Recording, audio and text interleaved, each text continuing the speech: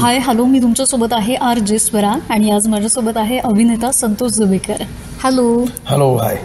कसं आहेस? बस मस्त. अच्छा, कोल्हापुरात येऊन कसं वाटतं तुला? नेहमी चांगलं वाटतं मला. जेव्हा जेव्हा कोल्हापूरात येतो तेव्हा बेस्टच वाटतं. नंबर 1च आहे. ओके. तर आता प्रमोशन दरम्यान तू आता महाराष्ट्र दौरे करतोस एकंदर, मग कसं वाटतंय? आता काय करायलाच पाहिजे आणि उलट मला खूप आवडतं फिरायला. एकतर मी क्षेत्र इतकं उत्तम मला नशिबाने मिळालंय.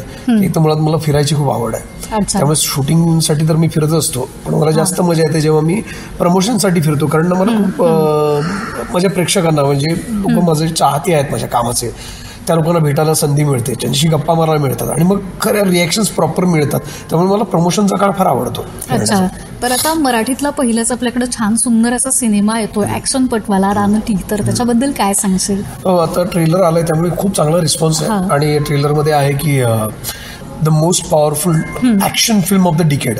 आत्ताच्या काळातली खूप मोस्ट पॉवरफुल ॲक्शन फिल्म आहे आणि मला खूप बरं वाटेल जसं मराठी चित्रपट बदलतोय किंवा त्याचं रूप बदलतंय त्या प्रक्रियेत मराठीमध्ये आता एक ॲक्शन फिल्मचा सुद्धा ट्रेंड येतोय आणि आम्ही त्याचा बेंचमार्क असो. रानटी त्याचा बेंचमार्क असेल, रानटी ट्रेंड मेकिंग असेल आणि यापुढे मराठीत येणारा प्रत्येक ॲक्शन सिनेमा हा कदाचित रानटीवर थोडासा कम्पेअर केला जाईल. त्यामुळे आता मराठी स्टाईल, मराठी मातीतला, मराठी भाषेतला एक सिनेमा येतोय रानटी, तो आपल्या प्रेक्षकांनी पाहावा हीच विनंती. अच्छा, तर मला सांग की आता तुमची गँग खूप आम्हाला म्हणजे सुंदर दिसली आहे त्या चित्रपटामध्ये. अगदी तगडे तुम्ही सगळे कास्टिंग म्हणजे झाले, स्टारकास्ट दिसते, तर त्याबद्दल सांग ना. शरद केळकर असेल किंवा संजय दादा असतील, नागेश दादा असतील. शरद केळकर स्वतः प्रोड्युसर पण आहे या सिनेमाचा. शरद आहे, संजय नार्वेकर आहे, नागेश भोसले आहे, सुशांत आहे, मी आहे, माधव देवचके आहे, सावनी श्रीवास्तव जी साऊथची ॲक्ट्रेस. मी तिने साऊथच्या खूप फिल्म्स केल्या आहेत पण ती पहिल्यांदा मराठीत काम करते. हितेश भोजराज तो पहिल्यांदा मराठीत काम करतोय आणि समित कक्कड दिग्दर्शक, अजित परबचं म्युझिक आहे,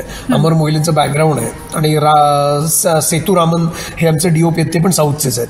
त्यामुळे एक साऊथ आतापर्यंत प्रेक्षकांना वाटत की मराठीत साऊथ स्टाईल सिनेमा कधी येणार किंवा रोहित शेट्टी स्टाईल मारधाड, सिंगम किंवा दबंग. तर आता मराठीत आपल्या स्टाईलचा, मराठी स्टाईलचा सिनेमा येतोय.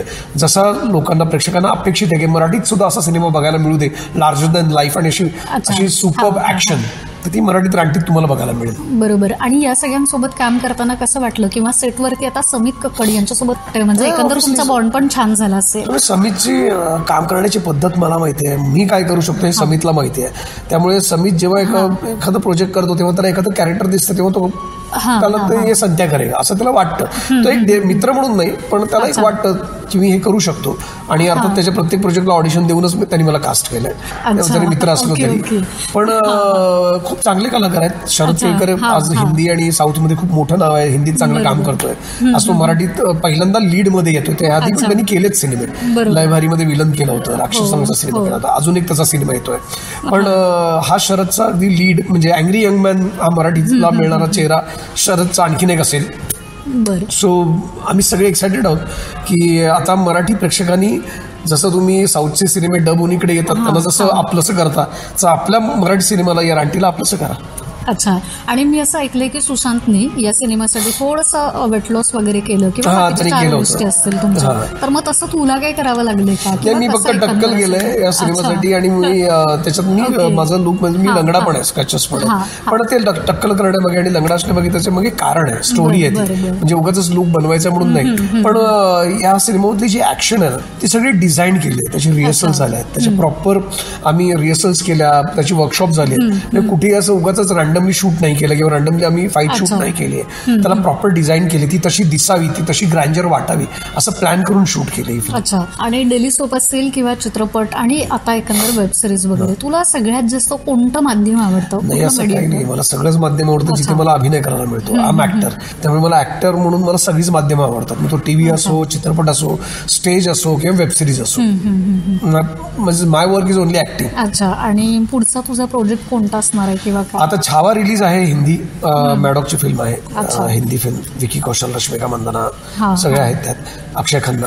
त्याच्यानंतर मग अनुराग कश्यप यांचा एक सिनेमा आहे, तोही आहे जॅनमध्ये, प्रिझन. तसे 2 सिनेमे आहेत. शिवाय एक मराठी सिनेमा मी आता करीन शूट आणि एक रिलीजवर आहेच, अष्टपदी. अच्छा, तर आता या सिनेमाबद्दल प्रेक्षकांना काय सांगशील? म्हणजे किती जवळचा वाटतो हा? काय 22 तारखेला आपला मराठी भाषेतला, आपल्या मातीतला ॲक्शनपट रानटी, जसा तुम्हाला अपेक्षित होता की मराठीत अशा स्टाईलची ॲक्शन बघायला मिळायला हवी, तसा सिनेमा येतोय 22 तारखेला नोव्हेंबरला.